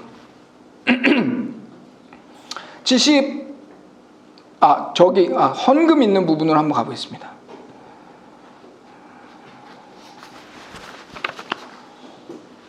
84번. 집사회 상호보호. 예. 이때 직분자들이 모여서 이제 서로의 일에 대한 보고를 하거든요. 집사회 상호보고가 뭐냐면 집사회가 헌금을 모아서 얼마가 모였고 어떻게 썼고 하는 것들을 보고하는 겁니다. 그래서 그리고 다음 달 특별 헌금 모금 사유가 뭔지 이런 거 얘기를 하고 그 밑에 보면 7번은 이제 장로들이 보고하는 겁니다. 신방을 하고 이렇게 하다 보니까 어떤 가정에 경제적인 도움이 필요한 거를 포착했다. 그러면 집사님들 좀 찾아봐 주십시오 하면 집사들이 따로 가서 또 그 상황을 듣고 지원을 할 필요가 있으면 지원을 하고 예, 그렇게 되는 겁니다. 그래서 제가 있을 때 한번 교통사고가 한번 난 적이 있어요. 제 차가. 그래서 뭐 사람은 안 다쳤는데 다행히 차가 크게 부서져서 보험이 있었지만 자기 부담금이 거의 한 1,000불, 한 100만 원 가까이 나왔거든요. 그래서 이것 때문에 이제 저도 집사회에 요청을 했고 집사회가 찾아왔고 그래서 이야기를 하다가 뭐 어느 정도 필요할지 서로 대화를 하다가 700불 정도를 수표를 딱 써주고 이렇게 갔어요. 그래서 우리나라에서는 이제 수표를 그렇게 안 쓰죠. 근데 거기서 이제 바로 써서 주는 수표 있지 않습니까? 검색해 보십시오. 그러면 나옵니다. 그래서 돈처럼 이렇게 수표 공수표를 이제 묶음을 갖고 다니거든요. 그래서 갖고 다니다가 한 장 딱 떼서 얼마 액수 딱 적어서 사인 딱 해서 딱 주면 요거 은행에다 갖다 주면 돈으로 들어오는 뭐 그런 시스템이 있습니다. 이제 그래서 집사들이 그렇게 와서 주고 갑니다. 예. 그런 보고 장로의 일, 집사의 일 서로 보고하고 그 다음에 이제 아까 소위원회 교회 안에 여러 가지 소위원회 있는 거 그런 것들 보고하고 이제 교회 살림살이를 이제 돌아보는 거죠. 자, 85번에 보면 개혁교회에서 이제 헌금에 대한 이야기가 있어요. 두 종류가 있는데 크게 이제 donation이라는 게 있고요. offering이라고 이렇게 이름 붙이는 게 있습니다. donation은 뭐냐면 기부금, 교회 운영을 위해서 교인들이 일정하게 내는 기부금이에요. 그래서 이런 것들은 이제 권고사항이고 뭐 얼마를 해라 이렇게 정해주는 건 아니지만 교회 운영을 위해서 꼭 필요합니다. 여러분 이렇게 그 제너럴스한 마음으로 너그러운 마음으로 교회를 위해서 헌금해 주십시오 이렇게 얘기를 합니다. 그런 거 개별 봉투에 주는데 86번 보시면 개혁교회 가면 뭐 우리나라 교회도 그런 게 있지만 가정별로 이렇게 우편함이 다 있어요. 86번에 그 우편함이고 거기에다가 연말에 이렇게 내년에 쓸 봉투 묶음을 넣어줍니다. 87번 보시면 이렇게 그래서 이름이 안 써져 있고 번호가 써져 있죠. 그래서 그 번호에 어떤 이름이 이제 딱 매칭이 돼 있는 거죠. 이건 집사만 압니다. 운영위에서만 알아요. 그래서 그렇게 돼 있고 88번은 그 봉투 모양이고 89번, 90번도 또 다른 교회에 있을 때 저희가 받았던 봉투고 이 봉투가 이제 교회를 위한 교회 운영을 위한 기부금이라고 해요. 예. 그런 거를 내고 그거는 운영위원회 교회의 운영위원회 소관입니다. 예. 거기서 이 돈들을 걷어가서 교회 운영에 쓰는 거예요. 목사님 사례나 뭐 시설 유지보수 이런 거에 쓰는 거고 다음에 offering이라고 하는 거는 이건 예배 순서에 있는 겁니다. 우리가 예배 순서에 이렇게 바구니 돌릴 때 하는 것처럼 요건 집사회에서 관리를 하는 겁니다. 집사회가 걷어서 자비의 사역, 구제나 이런 것들을 위해서 하는 거죠. 요 두 가지 종류가 있어요. 근데 어쨌든 운영위원회에서 관리하는 이 도네이션이나 기부금이나 아니면 집사회에서 하는 어퍼링이나 이게 모든 관리는 카운슬, 그 모든 직분자들의 회의에서 이거를 관리를 합니다. 예. 두 가지. 그리고 그렇기 때문에 장로는 사실 교회 돈에 대해서 직접적으로 터치를 하는 일이 거의 없어요. 예. 왜냐하면 운영위원회는 교인들 중에서 뽑는 거거든요. 운영위원회를 교인들 중에서 신뢰할 만한 사람들을 뽑아서 시설 보수, 유지, 또 재정 이런 거를 맡기는 그 소위원회를 두는 거고 그리고 집사회는 집사회를 따로 뽑고 하니까 사실 장로들은 교회에 아무리 오래 있어도 그 돈 냄새는 거의 못 맡아봅니다. 맡을 일이 없어요. 그래서 장로가 직접 돈에 손대는 일은 거의 없다고 보시면 됩니다. 예. 그래서 뭐 구제가 필요하면 집사들을 연결을 해주고 또 어디 뭐 소위원회 뭐 이렇게 일이 필요하면 그 카운슬 회의에서 이렇게 하기 때문에 사실상 개혁교회에서는 장로들이 돈 문제에 휘말릴 일은 없다. 원천적으로 없다. 뭐 막한 마음을 먹고 어떻게 하면 하겠지만 그런 마음을 먹는 사람은 없고, 장로들은 사실 돈 문제에 있어서 상당히 자유로운 편입니다. 예. 휘말릴 일이 아예 없습니다. 자, 계속해서 넘어가겠습니다. 그래서 92번에 보면 그 사진에 보면 이제 직분자석이 있고, 거기 이제 예배할 때 장로하고 집사들이 이렇게 앉아서, 93번 보면 옆에 그 바구니가 이렇게 있고, 헌금 시간에 집사들이 나와서 이렇게 바구니를 돌리고 하는 겁니다. 그리고 94번에 보면 이제 집사회가 매년 이렇게 헌금을 어떤 이유로 헌금을 걷겠다, 이런 것들을 이제 정해서 카운슬에 보고를 하는 거죠. 자, 그렇습니다. 그렇게 하고 96번으로 가볼게요. 96번. 그래서 이제 카운슬 회의에서는 주로 이제 살림살이라고 보시면 돼요. 교회 살림살이. 그래서 교회 밖에서 뭐 어떤 편지가 들어와서 뭐 뭘 요청을 한다거나 뭘 물어본다거나 뭐 하는 이런 것들 다 교회 카운슬로 서신들을 분류해서 배분하고, 그거를 집사회로 갈 거면 집사회로 넘기고, 소위원회로 갈 거면 이런 일들을 하는 거죠. 그리고 답변이 필요한 그런 편지들 또 그것도 담당자가 써서 보내게끔 배분하는 거고, 그리고 이제 마무리 회의를 이렇게 해서 마무리를 합니다. 그래서 역시 97번 보시면 그 카운슬 의장이 폐회기도 하고 간식 담당도 또 확인하고 이렇게 해서 마칩니다. 그래서 98번 보시면 그 장로의 직분 22조에서 얘기를 하는 하나님의 집을 맡은 청지기로서 선한 질서에 따라 모든 일이 단정하게 이루어지도록 하는 이 모든 일에 카운슬이 관여를 하고, 그리스도의 양떼를 잘 돌보는 건 여기서는 이제 영적인 것뿐만 아니라 실제 살림살이 이런 거 다 관여를 한다는 얘기죠. 이게 카운슬에서 하는 내용입니다. 그리고 아까 이제 장로들은 사실 카운슬 회의에서 큰 역할이 없어요. 예, 오히려 이제 집사들이나 그 소위원회를 맡은 사람들이 보고하고 그거에 대한 토의를 하고 논의를 하는 이런 일이기 때문에 장로들의 역할은 상당히 미미하다. 그러나 이제 회의체이기 때문에 회의를 하고 결정을 하고 하는 일들만 하는 거죠. 네. 자, 여기까지가 이제 카운슬 회의에서 하는 내용이었습니다. 그러면 이제 이거는 추가적으로 말씀드리고 싶은 거는, 그러면 예배 때는 장로는 뭐 하나요? 뭐 이제 우리나라에서는 막 기도도 하잖아요. 장로님 나와서 기도도 하고 이렇게 하는데, 개혁교회에서는 장로님들은 예배와 관련한 거는 회의에서, 당회 회의에서 주로 관리를 할 뿐이지 예배에 직접적으로 참여하는 일은 많지 않은 것 같아요.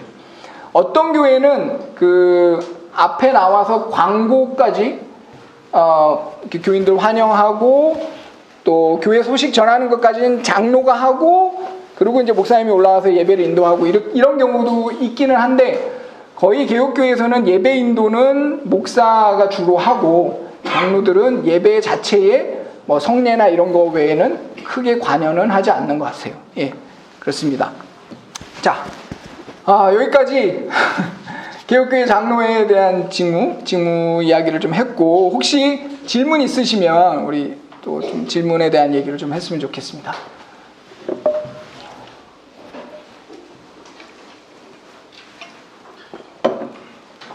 예. 운영위원회라는 게 예. 직분자니까 이 카운슬에 들어가는 거잖아요. 예.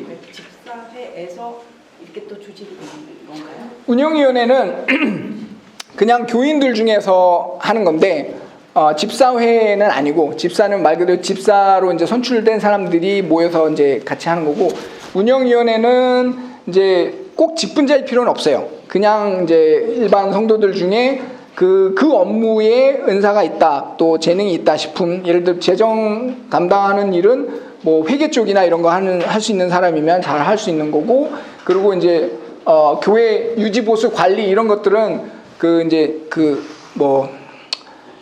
그런 서양 사람들 이제 그런 거 잘하지 않습니까? 막 이렇게 손재주 좋은 사람들 많잖아요. 핸디맨이라고 하는데 뭐 잘 만들고 뭐 이렇게 하는 사람들, 그런 사람들이 이제 교회 관리를 하는 파트로 운영위원회 이제 하기도 하고. 근데 그 소위원회의 그 멤버를 뽑는 것도 카운슬이 관여를 합니다. 그래서 소위원회에서 운영위원회에서 예를 들어서 우리 사람이 좀 필요하다. 그러면 카운슬에다가 요청을 하면 뭐 후보를 가져다가 얘기를 할 수도 있고 아니면 카운슬에서 좀 찾아달라 이렇게 할 수도 있고 어쨌든 소위원회 멤버가 되는 것도 그냥 자기들끼리 뚝딱 할 수는 없어요. 예, 항상 카운슬에다 올려야 되고 카운슬에서 그거를 감독을 해서 뭐 이 사람 같은 경우는 뭐 돈 문제는 안 하는 게 좋겠다 하면은 배제시키기도 하고 또 이렇게 임명장 같은 것도 카운슬 명의로 발행을 해주고 이렇게 합니다. 그래서 교회의 재정이나 시설 이런 부분들을 담당하는 이런 어떤 사람들을 교인 중에서 뽑아서 하는 거죠. 네. 그러니까 이게 자칫 뭐 그렇게 아무나 해도 되는가 싶지만 엄격하게 카운슬에서 관리를 하기 때문에 운영위원회 위원이 되는 것조차도 카운슬에서 허락을 하지 않으면 안 되기 때문에 예. 그리고 뭐 제가 그때 있을 때는 저는 한 위원회 3개 정도 했어요. 뭐 도서관 위원회도 했었고 그 교회 도서관 관리하는 거, 그 다음에 제가 그 한국인들 위한 선교 그 위원회도 하나 조직을 해서 했었고 그리고 홈미션 이제 전도위원회 같은 것도 했었고 근데 이런 거에 저 사람을 우리 위원을 받고 싶다 그러면 이제 그거를 카운슬에다 보고를 해서 카운슬이 오케이 허락을 해야만 그 사람이 멤버로 들어올 수 있습니다. 철저하게 감독을 합니다. 지금 예. 그 장로 기간이 3년이라고 하셨잖아요. 예. 그러면 거기서는 중위나 연임 같은 게 가능한가요? 이거 아까 이제 그 임기에 대한 얘기 할 때 나왔지만 특별한 경우가 아닌다면은 그런 일은 잘 없습니다. 3년을 하고 마치고 예. 뭐냐면 3년이라는 시간 동안 우리 교인들 신방을 하잖아요. 예. 그 3년이라는 시간 동안 교인들을 신방하고 이렇게 알아가고 교제하는데 그 시간적으로 어땠는지 그게 충분했는지 예. 모자랐는지 아니면 부족했는지 그런 게 있었어요.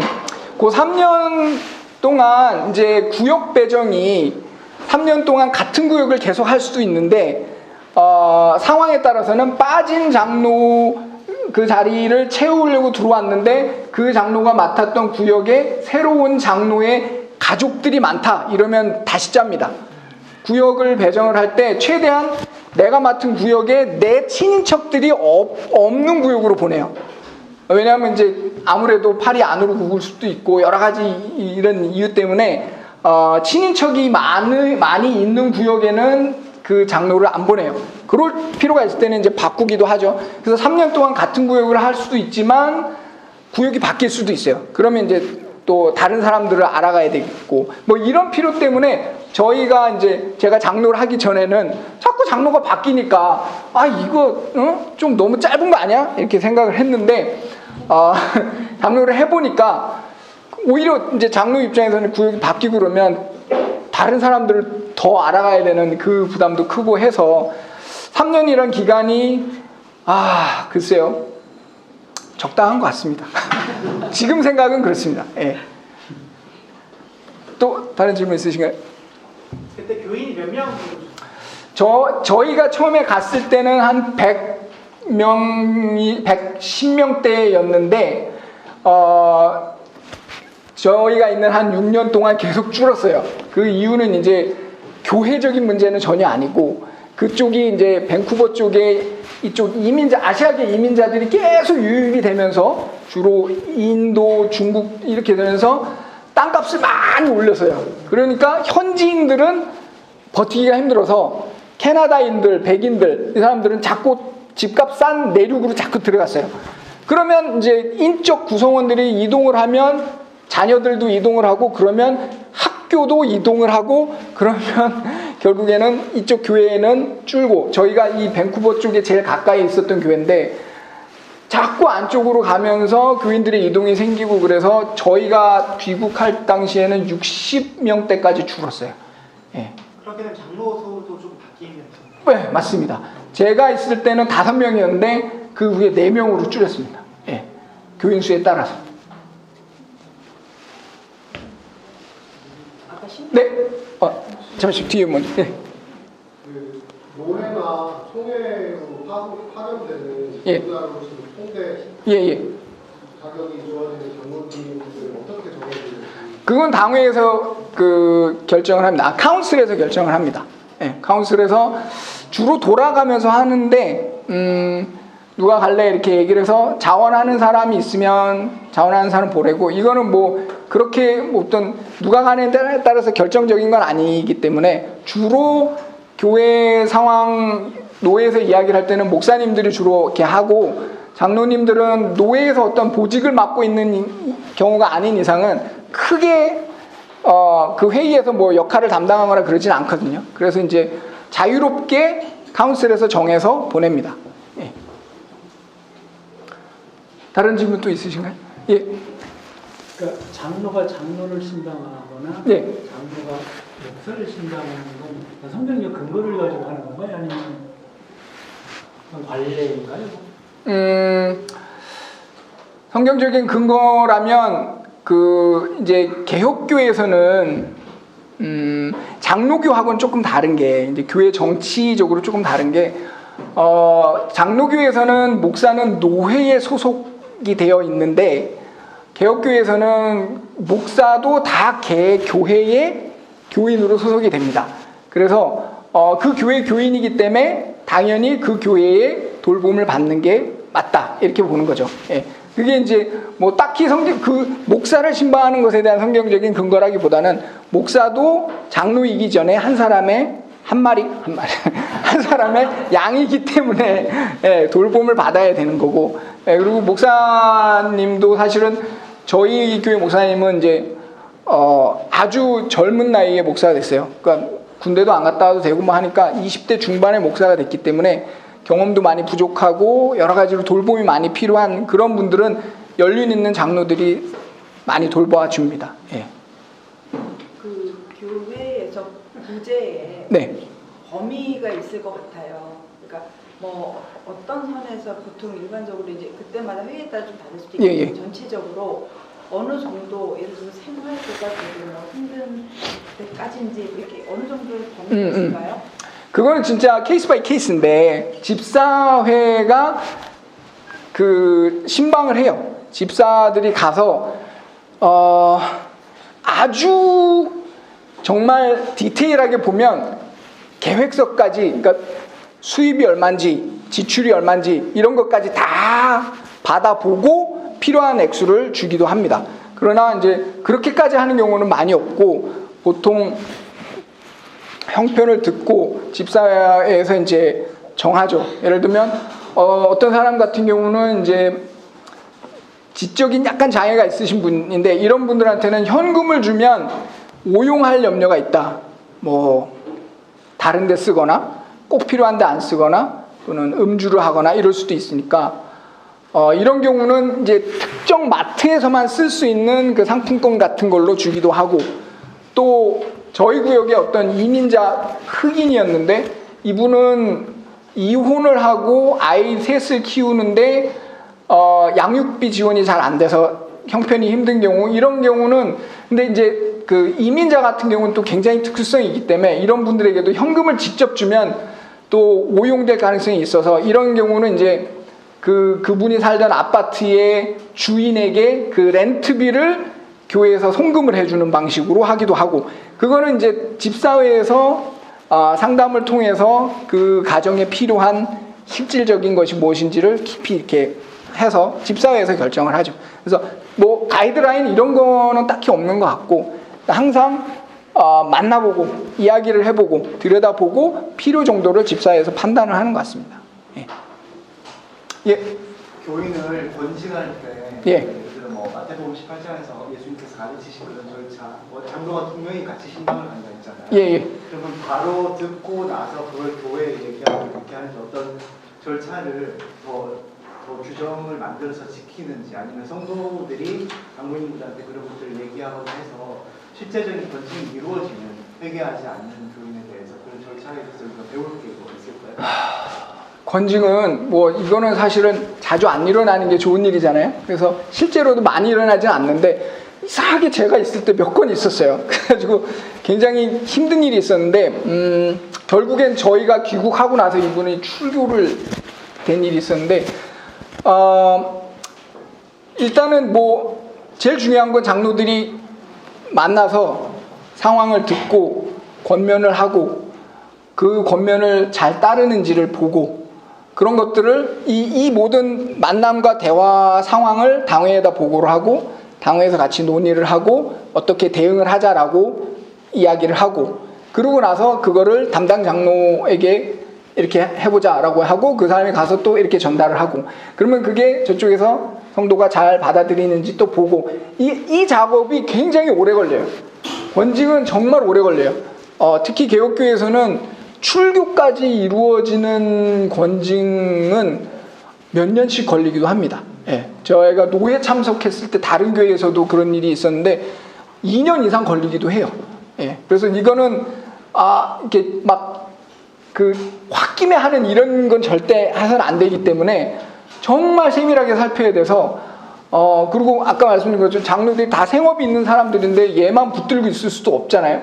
그러니까 이제 최대한 자주 찾아가서 만나보려고 하고 이야기를 들어보려고 하는데 이 사람이 현실적인 그런 것도 있기 때문에 시간이 굉장히 길어지거든요. 근데 계속 보죠. 계속 보고 예배 참석하는 거 보고 또 미흡하다 싶으면 또 만나서 얘기를 해보고 이렇게 해서 만난 걸 갖고 와서 당회에다 보고를 하고 당회에서 토의를 해서 어떤 결론을 내리면 그걸 또 전달하고 이게 계속 왔다 갔다 이렇게 해야 되기 때문에 굉장히 오래 걸리고 지리한 기간이 걸립니다. 그래서 그렇게 해서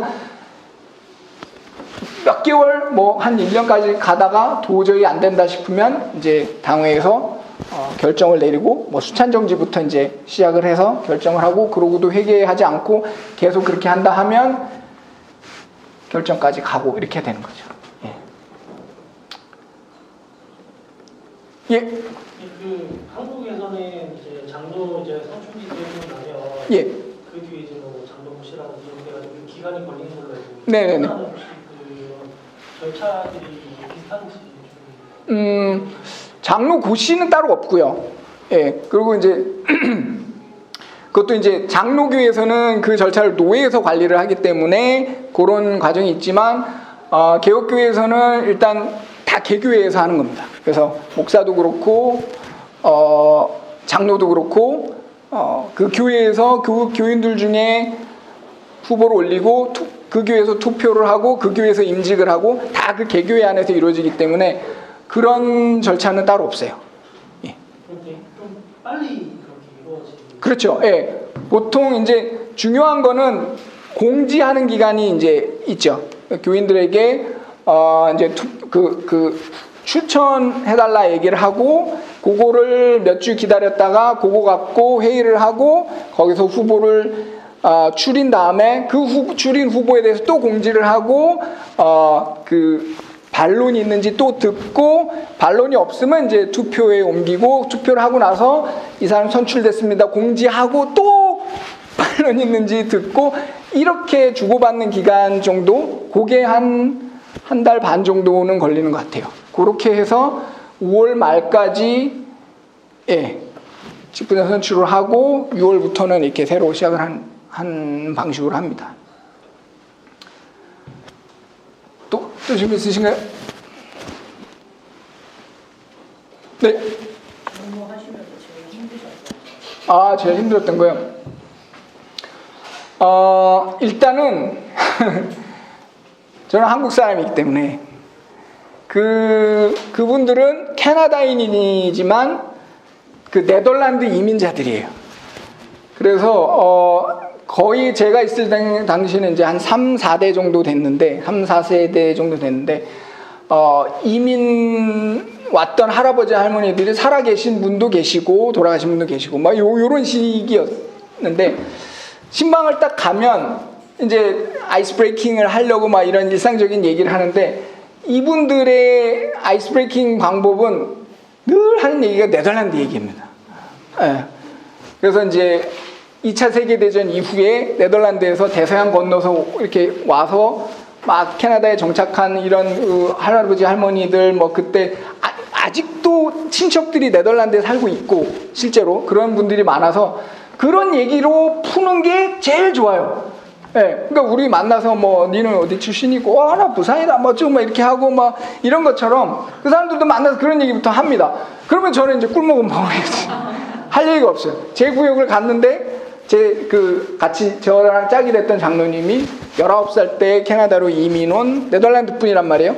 72세였는데, 그럼 이분들은 이제 얘기를 딱 하면 이제 같이 간 장로님이 이제 그걸 막 이렇게 하죠. 주도를 해서 저는 가만히 있다가, 그래, 뭐, 니는 무슨 배 타고 왔노? 막, 다 배로 왔으니까 그때는 나는 못 배 타고, 야, 그래. 그렇게 하다가 이제, 본격적인 신방이 시작하면 제가 이제 성경 읽고 하는데, 이제 그런 이야기들을 못 끼는 거. 그게 이제 저는 좀 어려웠어요. 네, 그게 힘든 거였는데 사실상 힘든 게 없었다는 거예요. 힘들었는데. 힘든 게 뭔지 물었는데 예. 그건 사실 장로의 직무와는 별 관련 없으니까 예, 그렇죠. 별로 안 쓰셨다는 거예요. 그러니까 처음에 장로로 제가 딱 됐을 때는, 아까 사진을 보셨지만 제가 다리를 다쳐가지고 경황이 없던 중에 갑자기 이렇게 장로가 돼가지고, 처음에는 이거 내가 할 수 있을까? 이런 고민이 많았죠. 언어도 내 모국어가 아니고, 그리고 나중에 이제 뭐 알게 됐지만 문화적인 그런 차이도 많고, 이걸 진짜 내가 할 수 있을까? 이런 고민이 많았죠. 그리고 실제로 이제 해보니까 뭐 일주일에 한 3, 4일 정도는 계속 나가야 되고, 밤늦게 나가야 되고, 뭐 그런 것들이 어려움이라면 어려움인데, 뭐 비교를 하자면 그 일을 통해서 제가 얻은 게 훨씬 많기 때문에, 결론적으로 보자면 참 저에게는 감사하고 영광스러운 시간들이었으나, 그때는 이제 그런 것들이 좀 힘들 수도 있었겠다. 그리고 아까 바지끄레기 잡는 딸 이런 것도 좀 힘들고, 그때는 그랬죠. 그래서 제가 뭐 잘 인식을 못했는데, 제 아내의 증언에 의하면 제가 신방을 하고 돌아올 때마다 못하겠다 막 그런 얘기를 했대요. 제가 징징대고 막 진짜 못하겠다, 막 1년만 하고 그만두다 얘기할까, 막 뭐 그런 얘기를 했다고 하더라고요. 그래서 그런 일들이 이제 아무래도 이방인이고 저도 그 사람들에게는, 그래서 이제 그런 부분이 좀 어렵지 않았나 생각이 듭니다. 예.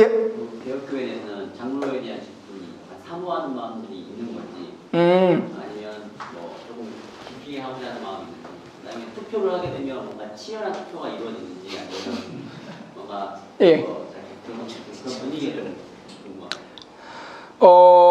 제가 느끼기에는 우리가 성경에서 보다시피 이거는 굉장히 고귀한 일이니까 이런 일들을 사모해라 라고 얘기를 하지 않습니까? 근데 일단은 이 서양 사람들은 감정을 잘 드러내질 않아요. 그래서 그런 상황에서, 특히 투표가 관련된 상황에서 사적인 얘기를 거의 안 합니다. 그래서 이 사람이 이거를 되게 좋아하는지 싫어하는지를 잘 몰라요. 알 수가 없어요, 사실상. 왜냐하면 그런 마음속 이런 속내를 막 주절주절 드러내지가 않아요. 이거 굉장히 큰 문화적인 차이인데, 사실은 그분들은 아까 왜 회의할 때 중간에 왜 간식 먹는 타임이 있다고 했지 않습니까? 그러니까 이 서양 사람들과 우리 한국인들과의 여러 가지 문화적 차이 중에 정말 극명하게 드러나는 게, 그분들은 공과 사를 정말 칼같이 구분을 하거든요. 그래서 회의를 할 때는 일절 잡소리를 안 해요. 진짜 정말 누구도 단 한 사람도 단 1초도 딴소리를 절대 안 합니다. 회의 때는 회의만 하다가 중간에 그 쿠키 먹으면서 오만 잡소리를 해요. 다 풀어내는 것 같아요. 뭐 오는데 뭐 사고가 났네 어쩌고, 그래서 뭐 이렇게 하다가 다시 회의 딱 들어가면 일체 사적인 사담을 안 해요. 그러니까 이게 서양 사람들에게는 되게 강한 것 같아요. 사적인 이거를 아무한테나 그렇게 잘 드러내지 않습니다. 그 사람들은. 그래서 후보에 올랐고 투표를 하고 이런 상황들을 네 어쨌는데 사투리 자꾸 써서 미안합니다. 막 이런 식으로 막 징징댄다거나 나 이번에 꼭 됐으면 좋겠는데 이런 식의, 그러니까 분위기를 감지할 만한 클루가 전혀 없습니다. 그런 얘기를 잘 안 해요.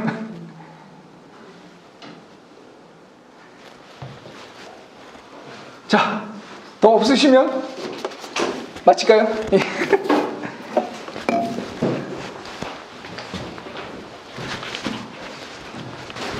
희망주의 누가 설교 듣기 전에는 장로가 제정을 받는 줄 알았다고 얘기했는데 오늘 설교를 통해서도 들으셨고 오늘 내용도 들으셨지만 오늘 내용 보면 장로가 하는 일은 딱 하나밖에 없습니다.